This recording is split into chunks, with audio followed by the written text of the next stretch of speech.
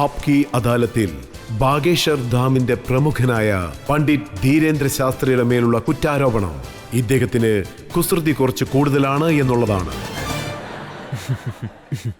അതായത് ഈ ശാസ്ത്രി എന്ന് പറയുന്നവർ കഥ പറയാറുണ്ട്, ഇങ്ങനെയുള്ള വ്യക്തികൾ വളരെയധികം സാധുക്കളായ ആൾക്കാരാണ്. പക്ഷേ താങ്കൾ കുറച്ച് കുസൃതിക്കാരനാണ്, വളരെ ചുറുചുറുക്കുണ്ട്, വിമർശനങ്ങളിൽ പോയി വീഴാറുണ്ട്. എന്തിന് താങ്കളുടെ ഭക്തരോട് പോലും താങ്കളുടെ കുസൃതി കുറച്ച് കൂടുതലാണ്. ജിസ്കി masti ജിന്ദാ high ഉസ്കി Hasti ജിന്ദാ high വർന ജബർദസ്തി ജിന്ദാ high. അതായത് എൻ്റെ ജീവിതത്തിൽ എനിക്ക് ആസക്തിയുമില്ല, വിരക്തിയുമില്ല, മോഹങ്ങളുമില്ല, ഞാൻ സന്യാസിയുമല്ല. ഇപ്പോഴുള്ള എൻ്റെ ജീവിതത്തിൽ ഞാൻ ഗാർഹസ്ഥ്യത്തിൽ നിന്നും മുക്തനാണ്. ഈശ്വരന്റെ അനുഗ്രഹത്താൽ ഓരോ മനുഷ്യന്റെയും പ്രകൃതം വ്യത്യസ്തമായിരിക്കും. ഗുരുക്കന്മാർ സ്വാഭാവികമായും ഗൗരവത്തോടെ ഇരിക്കണം, നല്ല ചുറുചുറുക്കുണ്ടാവണം, അതുപോലെ ജീവിതം വളരെ സന്തോഷത്തോടെ ജീവിക്കണം. അതുകൊണ്ട് ഞാൻ സന്തോഷത്തോടെയാണ് ജീവിക്കുന്നത്. എനിക്കൊരാശങ്കയുമില്ല. സാധാരണ ജനങ്ങൾക്ക് പല ടെൻഷനും ഉണ്ട്, പക്ഷേ ഞാൻ ടെൻഷൻ അടിക്കാറില്ല. എന്നാലും ചിലരൊക്കെ ഞാൻ ടെൻഷനാക്കും. അങ്ങനെയാണെങ്കിൽ താങ്കളുടെ ഈ കുസൃതിയും മറ്റുള്ള കാര്യങ്ങളും ഇതൊക്കെ ഇപ്പോൾ സംഭവിച്ചതാണോ അതോ കുട്ടിക്കാലം മുതലേ ഇങ്ങനെയായിരുന്നു? ജനിച്ചപ്പോഴേ ഇങ്ങനെയാ. കഴിഞ്ഞ ജന്മത്തെപ്പറ്റി എനിക്ക് ഓർമ്മയില്ല, പക്ഷെ അതിലും ഇങ്ങനെ തന്നെ ആയിരുന്നിരിക്കണം. ഞാൻ എപ്പോഴും ഇങ്ങനെ തന്നെയാ. പക്ഷേ ഇതിന്റെ പിന്നിലൊരു കാരണമുണ്ട്. ഞാൻ എൻ്റെ ജീവിതത്തിൽ എൻ്റെ ഗുരുവിൻ്റെ അടുത്തു നിന്നൊരു കാര്യം പഠിച്ചിരുന്നു. അദ്ദേഹം പറയും, സീരിയസ് ആയിട്ട് ഇരിക്കുന്നത് കാണാൻ ഹോസ്പിറ്റലിലേക്ക് പോവാൻ. അവിടെയല്ലേ സീരിയസ് ആയിട്ടുള്ള ആളുകൾ ഉണ്ടാവുക. ജീവിതമെന്നാൽ ഒരു പോരാട്ട കഥയാണ്, അതൊരു മനോഹരമായ കാവ്യം കൂടിയാണ്. സോ ജീവിക്കുമ്പോൾ തുറന്ന മനസ്സോടെ ജീവിക്കണം. അതെങ്ങനെയാണെന്നാൽ ആരെങ്കിലും നമ്മുടെ ജീവിതത്തിലേക്ക് കടന്നു വന്നാൽ നമ്മളൊരു തുറന്ന പുസ്തകം പോലെ തോന്നണം, ആർക്കും വായിക്കാവുന്ന ഒന്ന്. കുട്ടിക്കാലത്ത് താങ്കൾ ഇതുപോലെ കുസൃതിയൊക്കെ കാണിച്ചപ്പോൾ സ്കൂളിൽ നിന്ന് നല്ല വഴക്കം കിട്ടിക്കാണുമല്ലോ. എൻ്റെ ടീച്ചർ വളരെ സ്നേഹമുള്ളവരായിരുന്നു. കുട്ടിക്കാലം മുതലേ ഹനുമാന്റെ അനുഗ്രഹവും ഗുരുവിന്റെ അനുഗ്രഹവും ഉണ്ടായിരുന്നു. അതുപോലെ നല്ല ഗുരുക്കന്മാരെയും എനിക്ക് കിട്ടി. പിന്നെ ഒരു അത്ഭുതകരമായ കാര്യം, ഞാൻ ഈ ലോകത്ത് വെച്ച് തന്നെ വളരെ വ്യത്യസ്തനായ സ്റ്റുഡന്റാണ്. എന്നെ പഠിപ്പിച്ച ടീച്ചർമാരെ തന്നെ എനിക്ക് സിദ്ധി കിട്ടിയ ശേഷം എനിക്ക് ഭക്തന്മാരാക്കാൻ കഴിഞ്ഞു. അവരെ ഇതിനുള്ളിലേക്ക് കൊണ്ടുവന്നല്ലേ? അതെ, അങ്ങനെയും പറയാം. അതായത് നോക്കുകയാണെങ്കിൽ അവർക്കുള്ളിൽ തന്നെ ബോധോദയം ഉണ്ടായി. അവർ എന്റെ അടുത്ത് വന്ന് പറഞ്ഞു, നീ ഞങ്ങളുടെ സ്റ്റുഡന്റ് ആയിരുന്നു എന്നത് ഒരു ഭാഗത്ത് നിൽക്കട്ടെ, എന്നാലും അങ്ങ് ഞങ്ങൾക്ക് മന്ത്രദീക്ഷ തരണമെന്ന് പറഞ്ഞു. പണ്ട് ഞാൻ അവരെ നോക്കി എസ് ആർ എന്ന് പറഞ്ഞു, ഇപ്പൊ അവരെന്നെ നോക്കി ഗുരുജി എന്ന് പറയുന്നു. ഇപ്പൊ അവർക്ക് എന്നെ അനുഗ്രഹിക്കുന്ന ശിഷ്യൻ എന്നൊന്നും വിളിക്കാൻ പറ്റില്ലല്ലോ, നന്ദിയുണ്ട് എന്നേ പറയാൻ പറ്റൂ. കുട്ടിക്കാലത്ത് താങ്കൾ ശരിക്കും കഷ്ടപ്പെട്ടതായിട്ടാണ് ഞാൻ അറിഞ്ഞിരിക്കുന്നത്. പ്രശ്നങ്ങൾ പലതും ഫേസ് ചെയ്തൊന്നും കേട്ടു. എന്റെ കുസൃതികൾക്കൊക്കെ ഇതും ഒരു കാരണമാണ്. കാരണം എന്റെ ജീവിതത്തിൽ ഒരുപാട് സംഘർഷങ്ങളെയും ഒരുപാട് കുറവുകളെയും ഞാൻ നേരിട്ടിട്ടുണ്ട്. ഇപ്പോഴും ഉണ്ട്, ഇല്ലെന്നല്ല. സംഘർഷങ്ങൾ ഉണ്ടാവണം, അത് മോശമൊന്നുമല്ല. ഒരാൾ ഇന്ന് പുഞ്ചിരിക്കുന്നുണ്ടെങ്കിൽ അയാളുടെ ദുഃഖങ്ങളായിരിക്കും അയാളെ വളർത്തിയത്. ആരാണോ ഇന്ന് നക്ഷത്രം പോലെ ജ്വലിക്കുന്നത്, ഒരു കാലത്ത് അവരുടെയൊക്കെ ജീവിതത്തിൽ ഇരുട്ട് വളരെയധികം ഉണ്ടായിരുന്നിരിക്കും. പിന്നീടായിരിക്കും വെളിച്ചം കടന്നു വന്നിട്ടുണ്ടാവുക. ഞാൻ ഇതുവരെ, അതായത് എന്റെ കുട്ടിക്കാലം മുതൽ ഞാൻ സന്ധിച്ച പ്രശ്നങ്ങളെല്ലാം വളരെ വ്യത്യസ്തമായിരുന്നു. വീണ്ടും അത്തരം വിഷമഘട്ടങ്ങളെ നേരിടാതിരിക്കാൻ വേണ്ടി ഞാൻ ശ്രമിക്കാറുണ്ട്. പക്ഷെ എത്ര ശ്രമിച്ചാലും അവ തടയാൻ സാധിക്കാറില്ല. അതെങ്ങനെയൊക്കെയോ പുറത്ത് കടക്കുന്നു. എന്റെ ജീവിതം എങ്ങനെയായിരുന്നു എന്ന് വെച്ചാൽ, ആഹാരത്തിന് പോലും വകയില്ലായിരുന്നു, ഉടുക്കാൻ മതിയായ വസ്ത്രങ്ങളില്ലായിരുന്നു, ഒരേ വസ്ത്രം തന്നെ 2-3 തവണ ഇടുമായിരുന്നു. ആഹാരത്തിനു വേണ്ടി വീടുകൾ തോറും കയറി ഭിക്ഷ എടുത്തിരുന്നു. എവിടുന്നെങ്കിലും കുറച്ച് അരി കിട്ടും, എവിടുന്നെങ്കിലും കുറച്ച് മാവ് കിട്ടും, അതുകൊണ്ട് അമ്മ എന്തെങ്കിലും ഉണ്ടാക്കി തരും. എനിക്കൊരു അനിയത്തിയും ഒരു അനിയനും ഉണ്ട്. ഞാനായിരുന്നു വീട്ടിൽ മൂത്തവൻ. അച്ഛനൊന്നും ചെയ്യില്ലായിരുന്നു, ഇപ്പോഴൊന്നും ചെയ്യുന്നില്ല. അങ്ങനെ പല ഗ്രാമങ്ങളിലൂടെ പല വീടുകൾ കയറി കഷ്ടപ്പാടിനെ നേരിട്ടു. എനിക്കതൊക്കെ ഇപ്പോഴും നല്ല ഓർമ്മയുണ്ട്. എൻ്റെ ഗ്രാമത്തിലൊരാൾ, അതായത് എൻ്റെ അയൽവാസി, അദ്ദേഹം ഒരു ട്രാക്ടർ വാങ്ങി. അദ്ദേഹം അന്ന് 1 രൂപ ദിവസക്കൂലിക്ക് എന്നെ അവിടെ ജോലിക്കെടുത്തു. അത് സമയം എഴുതി വയ്ക്കുന്ന ജോലിയായിരുന്നു. ട്രാക്ടർ വയലിലേക്ക് പോവുകയാണെങ്കിൽ അത് എത്ര നേരം ഓടി, അതൊക്കെ എഴുതണം. ഏത് വയലിലാണ് എത്ര നേരമാണ് ഓടിയതെന്നൊക്കെ. എനിക്ക് നന്നായി എഴുതാൻ വായിക്കാനും അറിയാവുന്നതുകൊണ്ട് അന്ന് ആ ജോലി എനിക്ക് കിട്ടി. സോ അതൊക്കെ എഴുതി കഴിഞ്ഞ് വൈകിട്ട് വീട്ടിലേക്ക് വരുമ്പോൾ കയ്യിൽ 1 രൂപ തരും. അന്നൊരു ചെറിയ പാർലേജി ബിസ്ക്കറ്റ് ഉണ്ടായിരുന്നു. അത് ഞാൻ വാങ്ങിച്ചുകൊണ്ട് പോവും. അതിൽ നിന്ന് 2 ബിസ്ക്കറ്റ് എൻ്റെ അനിയത്തി എടുക്കും, 1 ബിസ്ക്കറ്റ് എൻ്റെ അനിയൻ എടുക്കും. അത് അവരിരുന്ന് കഴിക്കും. അങ്ങനെ ദിവസങ്ങൾ കടന്നുപോയി. അതുപോലെ ഗജരാഹോ എന്ന പേരുള്ള ഞങ്ങളുടെ ഗ്രാമത്തിൻ്റെ അടുത്ത് ഉത്സവങ്ങളൊക്കെ നടക്കും. അതിനൊന്നും പോകാൻ സാധിക്കാറില്ല. അമ്മയുടെ അടുത്ത് പറയും, ബാക്കിയുള്ള പിള്ളേരൊക്കെ പോകുമ്പോൾ ഓരോന്ന് വാങ്ങിയിട്ടാണ് വരുന്നത്, പഴം വാങ്ങുന്നുണ്ട്, പക്ഷെ ഞങ്ങളുടെ കയ്യിൽ കാശുണ്ടാവില്ല, ആരും കടവും തരില്ല.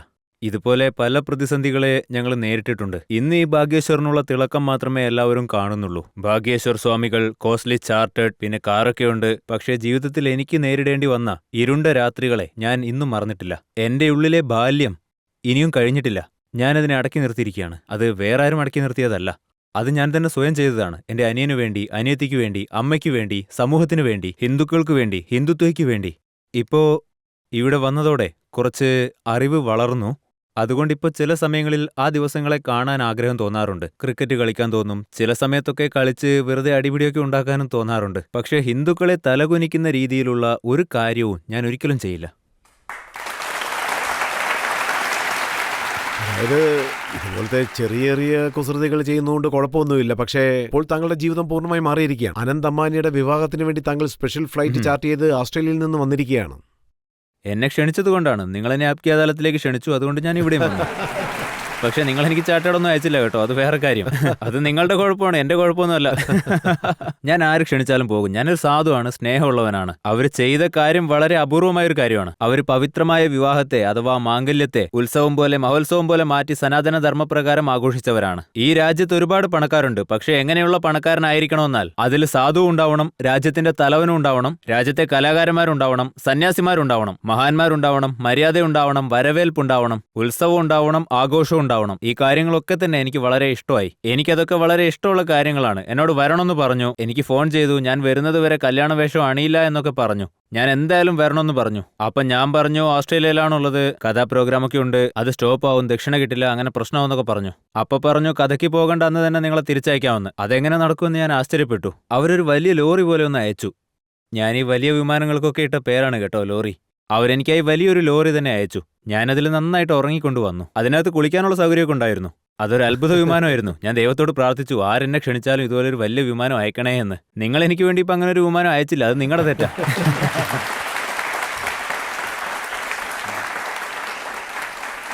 പിന്നെ താങ്കളെ എയർപോർട്ടിൽ നിന്ന് പിക്കപ്പ് ചെയ്യാൻ വേണ്ടി റോൾസ് റോയ്സ് അയച്ചിരിക്കുക.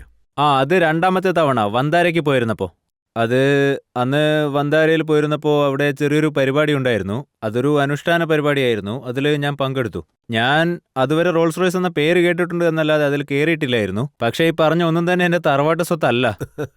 കിട്ടുന്നതാണ്, കുറച്ചു നേരത്തേക്ക് കിട്ടുന്നതാണ്. ഈ ലോകത്ത് നമ്മളെല്ലാവരും വിരുന്നുകാരെ പോലെയല്ലേ. വന്നവരൊക്കെ ഒരു നാൾ തിരിച്ചു പോകണം. ഇവിടെ ആരും ശാശ്വതമായി നിൽക്കില്ല. അതുപോലെ ഞാനൊരു വിരുന്നുകാരനാണ്. അവര് ക്ഷണിക്കുന്നു, ഗുരുജി ഇതിലിരുന്നോണ്ട് വരൂ എന്ന് പറയുന്നു. ആളുകൾക്ക് എന്താണോ സന്തോഷം കൊടുക്കുന്നത്, അതായത് അവരുടെ സന്തോഷത്തിന് വേണ്ടി, അവർക്ക് ആ ഒരു കാര്യത്തിൽ, അതായത് എന്നെ അങ്ങനെ ഇരുത്തുന്നതിലൂടെ അവർക്ക് സന്തോഷം കിട്ടുന്നുണ്ടെങ്കിൽ അവരെന്റെ കഥകളൊക്കെ കേട്ടിട്ടുള്ളവരായിരിക്കും. അതുകൊണ്ട് തന്നെ ഞാൻ അവിടെ ചെന്നപ്പോൾ എനിക്ക് വേണ്ടി റോൾസ് റോയ്സ് അവർ അയച്ചു. ഞാനും അതിനകത്ത് കയറി ഇരുന്നു. ഡോറാണെങ്കിൽ തലകുത്തനെ തുറക്കുന്നു.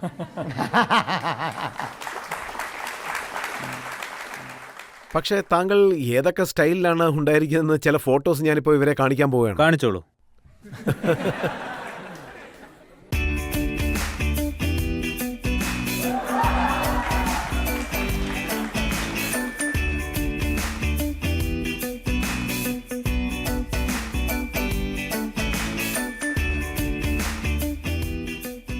അതായത് താങ്കളുടെ കണ്ണാടിയും ജാക്കറ്റും എല്ലാം തന്നെ ബ്രാൻഡഡ് ആണല്ലോ. ഇതിനെക്കുറിച്ച് പല വിമർശനങ്ങളും ഉണ്ട്. അല്ല, ഒരുപാടുണ്ട്. വേറെ ചിലത് ലോ ക്വാളിറ്റിയിലാണ് ഉള്ളത്, 60 രൂപയ്ക്കൊക്കെ കിട്ടുന്നത്. അങ്ങനെ ഒരുപാടുണ്ട്. ഇങ്ങനെയൊക്കെ ഒരുപാട് പേര് വരാറുണ്ട്. അവരൊക്കെ എന്നെ സ്നേഹിക്കുന്നവരാണ്. അത് അവരുടെ സന്തോഷത്തിന് വേണ്ടി. ആദ്യം തന്നെ ശിഷ്യന്മാരുണ്ട്, ദീക്ഷിത ശിഷ്യന്മാരുണ്ട്. അവരുടെ കൊച്ചുകുട്ടികളെയും കൊണ്ടുവരാറുണ്ട്. അവർ പറയും, ഗുരുജി നിങ്ങളൊന്ന് ഇട്ട് കണ്ടാൽ ഞങ്ങൾക്ക് സന്തോഷമാവുമെന്ന്. ഞാൻ ഇട്ട് കാണിക്കും. എന്നെ സംബന്ധിച്ച് ഇതൊന്നും മോശം കാര്യങ്ങളല്ല. ഒന്നുകൂടെ പറഞ്ഞാൽ ഞാൻ ഇനിയും സന്യാസം സ്വീകരിച്ചിട്ടില്ല. ഞാൻ സാധുവുമല്ല. ഞാൻ സാധു അല്ലെന്നുള്ള വിളംബരവും ഞാൻ ചെയ്യാറില്ല. ഇതിടുന്നതിൽ തെറ്റൊന്നുമില്ലല്ലോ. ഈ രാജ്യത്ത് ലൈംഗിക അതിക്രമങ്ങൾ ചെയ്യുന്നവർ വരെ കോടിക്കണക്കിന് രൂപയുടെ വീടുകൾ സ്വസ്ഥമായി കഴിയുന്നു. അങ്ങനെയുള്ള പല ആളുകളും പല മില്യൺ രൂപയുടെ ആഡംബര കാറുകൾ വെച്ചിരിക്കുമ്പോൾ, അതുപോലെ തന്നെ രാജ്യദ്രോഹം ചെയ്യുന്നവർ, അഴിമതിയും കൈക്കൂലിയും ശീലമാക്കിയവർ ഈ രാജ്യത്ത് വലിയ വലിയ ബംഗ്ലാവും വലിയ കാറുകളും ഒക്കെ ആയിട്ട് ജീവിക്കുകയാണ്. അങ്ങനെയുള്ളപ്പോൾ ഒരു സാധുവിന് ആരോ കൊടുത്ത ഒരു കണ്ണാടി ഇട്ടാ അതിലെന്ത് തെറ്റാണുള്ളത്? ഇത് രാജ്യദ്രോഹമൊന്നും അല്ലല്ലോ. പറയൂ. എനിക്ക് അതിനോടൊന്നും യാതൊരു താല്പര്യവുമില്ല, അതുപോലെ വിരക്തിയുമില്ല, പ്രതീക്ഷകളുമില്ല, അതുപോലെ എതിർപ്പുമില്ല. എനിക്ക് ഗ്ലാസ് കിട്ടണമെന്ന് യാതൊരു താല്പര്യവുമില്ല. അതുപോലെ റോൾസ് റോയ്സിനും എനിക്ക് താല്പര്യമില്ല. ഞാൻ കാളവണ്ടിയിലും യാത്ര ചെയ്തിട്ടുണ്ട്. പക്ഷേ അതൊന്നും ആരും പറയില്ലല്ലോ.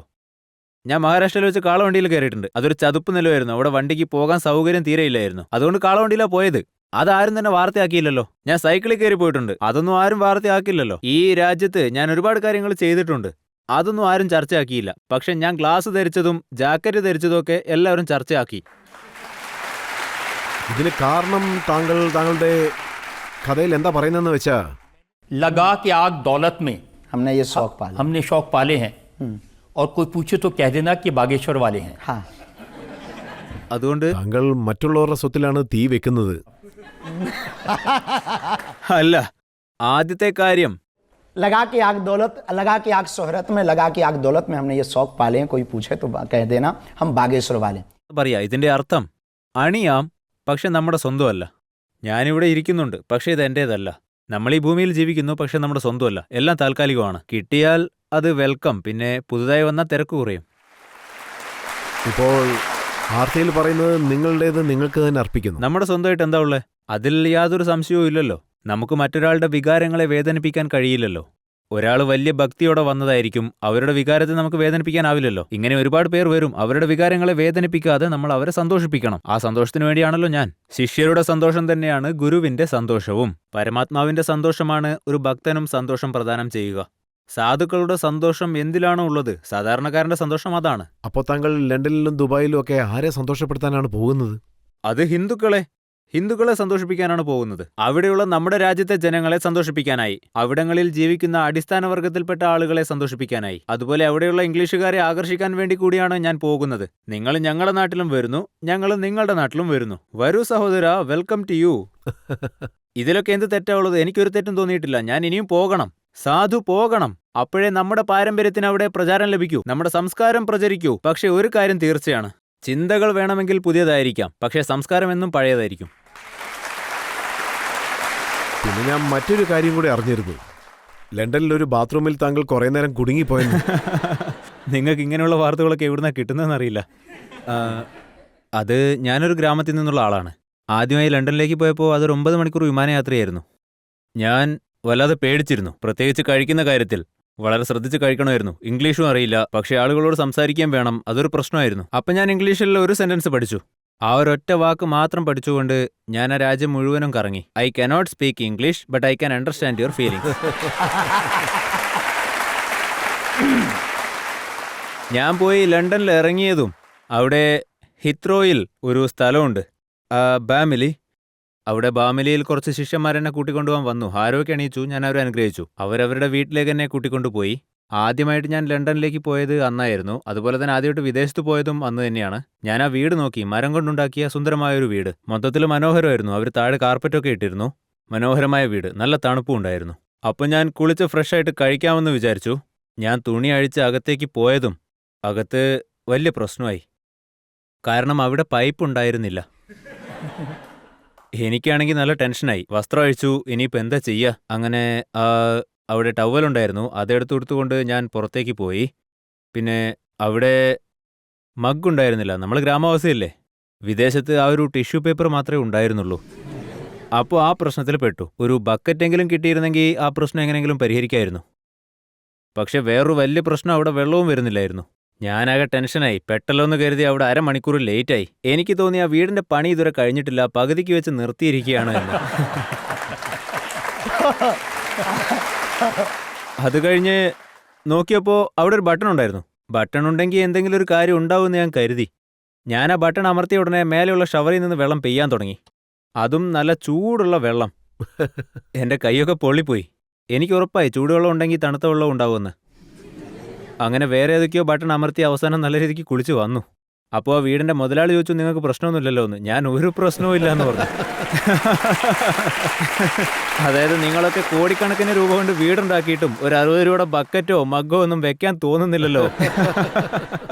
അത് കഴിഞ്ഞ് പിറ്റേന്ന് ഇന്ത്യൻ സ്റ്റൈലിൽ തന്നെ എല്ലാം അറേഞ്ച് ചെയ്ത് തന്നു. പിന്നീട് ഞാൻ എവിടെ പോവാണെങ്കിലും വെള്ളത്തിൻ്റെ ബോട്ടിൽ, അതായത് പ്ലാസ്റ്റിക് ബോട്ടിലും കൂടെ കരുതിയിട്ട് പോവും.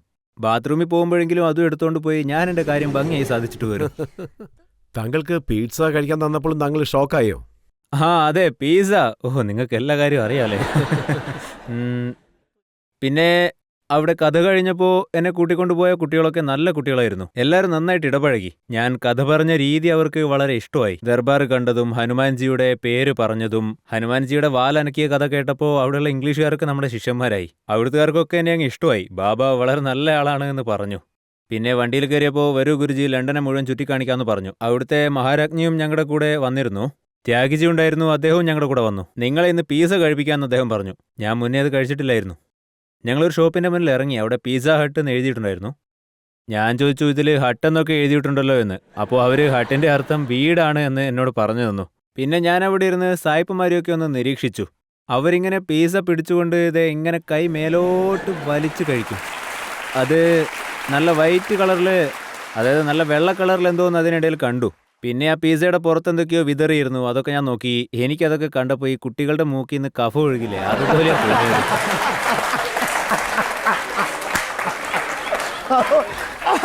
അപ്പൊ ഞാൻ അവരോട് ഇത് എന്താന്ന് ചോദിച്ചു. അപ്പൊ പറഞ്ഞു അതാണ് പിസ എന്ന്. അപ്പൊ ഞാൻ പറഞ്ഞു, ഈ തണുപ്പ് കാലത്ത് എന്റെ നാട്ടിലെ പിള്ളേർക്കൊക്കെ മൂക്കൊലിപ്പ് വരാറുണ്ട്, ഇത് കാണുമ്പോൾ എനിക്ക് അതുപോലെ തോന്നുന്നു, അതുകൊണ്ട് ദയവ് ചെയ്ത് എന്നെ വിട്ടേക്ക് എന്ന്. ഈശ്വരാനുഗ്രഹം കൊണ്ട് ഞാൻ ഇതുവരെ ഭക്ഷണത്തെ അപമാനിച്ചിട്ടില്ല. ഈശ്വര എന്നോട് ക്ഷമിക്കണേ. ഞാൻ ഭക്ഷണത്തെ അപമാനിക്കുകയല്ല, പക്ഷെ ഇതുവരെ എനിക്ക് ഈ പിസ കഴിക്കണമെന്ന് തോന്നിയിട്ടില്ല. ഞാൻ അവിടെ വെച്ച് കഴിച്ചില്ല. ഞാൻ പറഞ്ഞു എനിക്കിത് ഇഷ്ടപ്പെട്ടില്ല, എന്നെ വിട്ടേക്ക്, ഞാൻ റൊട്ടിയും ദാലും കഴിച്ചോളാം. അങ്ങനെ ഞാൻ അത് കഴിച്ച് വിശപ്പടക്കി. അവിടെ ഓസ്ട്രേലിയയിൽ താങ്കൾ ഇംഗ്ലീഷ് എങ്ങനെയാണ് സംസാരിച്ചെന്നുള്ള ഒരു എക്സാമ്പിൾ എൻ്റെ പക്കലുണ്ട്. ആ വീഡിയോ ഇപ്പോൾ ജനങ്ങളെ കാണിക്കാൻ പോവുകയാണ്. Thank you, your family, your business, your work, your relative, all peoples. I'm praying Lord Hanuman and bless for you. Thank you so much. ഗംഭീരം ഗംഭീരം. सही गई, राइट हो गई हैं? अरे गजब. താങ്കൾ ഇംഗ്ലീഷ് വളരെ മനോഹരമായിട്ടാണ് സംസാരിക്കുന്നത്. ഇതായിരിക്കും നമ്മുടെ അവസാനത്തെ ചാൻസ് എന്ന് കരുതി അങ്ങ് സംസാരിക്കുക.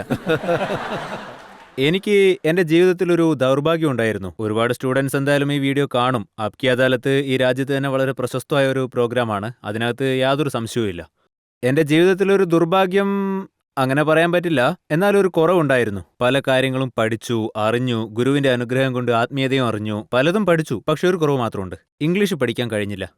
ചില സമയത്ത് അത് കൺഫ്യൂഷൻ ഉണ്ടാക്കുന്നു. ഈ അടുത്തായിട്ട് ഞാൻ ന്യൂസിലാൻഡിൽ പോയിരുന്നു. അവിടെ പ്രധാനമന്ത്രി എന്നെ കാണാൻ വന്നു. എനിക്ക് വലിയ ടെൻഷനായി. 2-3 മണിക്കൂറോളം ഒരു കാര്യം എന്നെ ടെൻഷനാക്കി. അവരെന്നോട് സംസാരിച്ചാൽ ഞാൻ എങ്ങനെ മറുപടി നൽകും? നമ്മുടെ പ്രധാനമന്ത്രി ആയിരുന്നെങ്കിൽ ഹിന്ദിയിൽ സംസാരിക്കായിരുന്നു. പക്ഷെ ഇവിടെ എന്ത് ചെയ്യും? അവർ വന്ന ഉടനെ ഇംഗ്ലീഷിൽ സംസാരിക്കാൻ തുടങ്ങി. വെൽക്കം വെൽക്കം വെൽക്കം ബാഗേശ്വർ ബാബ, വെൽക്കം വെൽക്കം എന്ന് പറഞ്ഞു. ഞാനും പറഞ്ഞു thank you thank you thank you എന്ന്. വേറെന്ത് പറയാനാ, എനിക്കിത് മാത്രമേ അറിയൂ. പിന്നെ ഞാൻ സ്വകാര്യമായിട്ട് പറഞ്ഞു sorry I cannot speak English എന്ന്.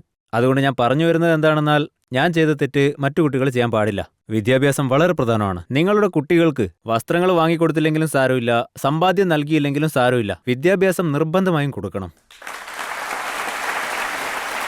നിങ്ങൾ കുട്ടികൾക്ക് വിദ്യാഭ്യാസം നൽകിയാൽ, കാശുള്ള വീട്ടിലേക്ക് നിങ്ങളുടെ മകളെ കെട്ടിച്ചയക്കാൻ പറ്റിയില്ലെങ്കിലും, നിങ്ങളുടെ മകന് വലിയ ബംഗ്ലാവ് പോലത്തെ വീട് കെട്ടിക്കൊടുക്കാൻ കഴിഞ്ഞില്ലെങ്കിലും, നിങ്ങളുടെ മകനായാലും മകളായാലും അവർക്ക് വിദ്യാഭ്യാസം മാത്രം നൽകിയാൽ മതി. അതുപോലെ പാരമ്പര്യവും സംസ്കാരവും അവർക്ക് പറഞ്ഞു കൊടുക്കുകയാണെങ്കിൽ ഒരു തടസ്സവുമില്ലാതെ അവർക്ക് വിദ്യാഭ്യാസത്തിന്റെ പിൻബലത്തിൽ വീടും വാങ്ങാൻ പറ്റും, ഉന്നതങ്ങളിൽ എത്താനും പറ്റും.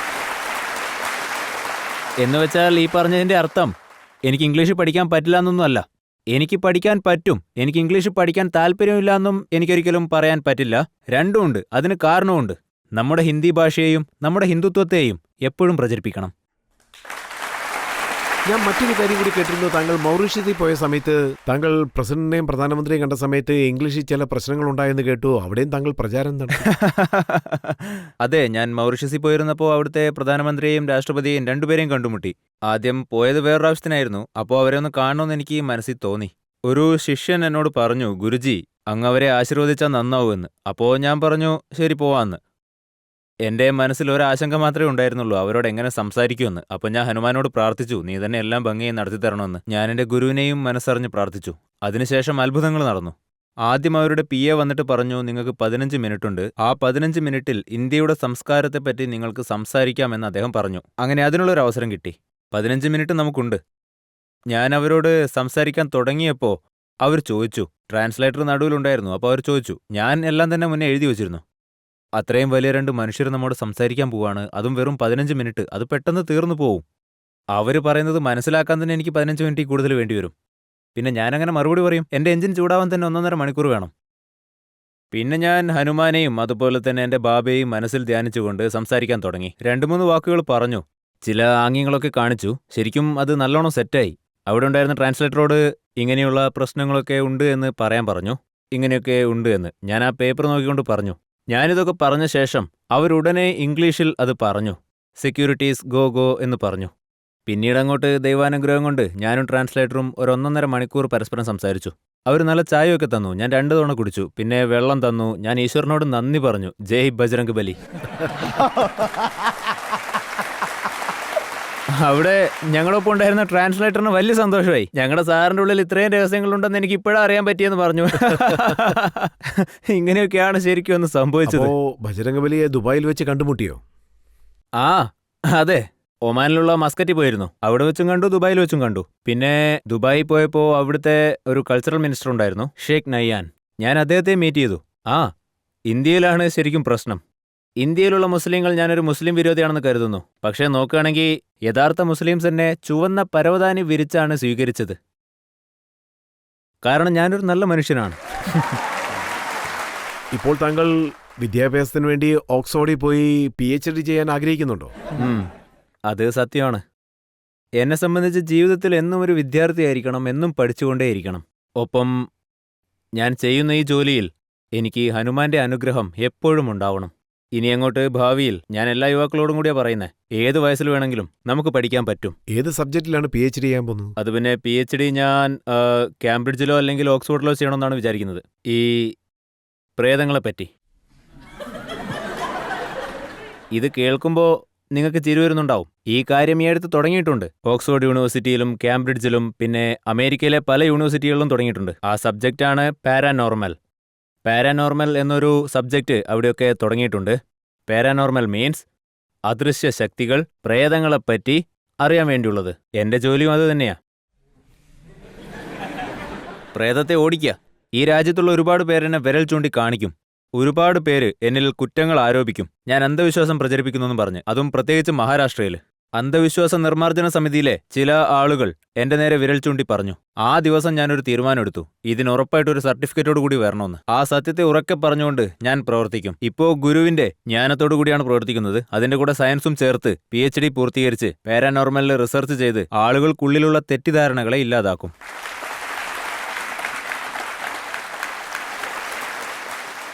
പക്ഷേ സാധാരണ ജനങ്ങളിപ്പോൾ കരുതുന്നത് താങ്കളുടെ വിദേശ യാത്രകൾ കണ്ടുകൊണ്ട്, താങ്കളുടെ കാറുകൾ കണ്ടുകൊണ്ട് താങ്കളിപ്പോൾ ഒരു പണക്കാരുടെ ഗുരുവായിട്ട് മാറിയിരിക്കുന്നു എന്നുള്ളതാണ്. പാവങ്ങളുമായിട്ട് ഒരു ബന്ധമില്ലെന്ന് പറയുന്നു. അതായത് പാവങ്ങളുമായിട്ടുള്ള ബന്ധം നഷ്ടപ്പെട്ടാൽ പിന്നെ എനിക്ക് ജീവിതമേ ഇല്ല. കാരണം ഞാനൊരു കാലത്ത് ദരിദ്രനായിരുന്നു. ഇപ്പോഴും അങ്ങനെ തന്നെയാണ്, നാളെയും അങ്ങനെ തന്നെ ആവും. ജീവനുള്ള അത്രയും കാലം ഞാൻ ഇതുവരെ എങ്ങനെയാണോ കഴിഞ്ഞത് അതുപോലെ തന്നെ കഴിയൂ. ജനങ്ങൾ എന്നെ കാണാൻ വരാറുണ്ട്. അവിടെ ചില നിയന്ത്രണങ്ങളൊക്കെ വേണ്ടി വരും. ഞാനൊരിക്കലും എൻ്റെ ജീവിതം മാറ്റിയിട്ടൊന്നുമില്ല.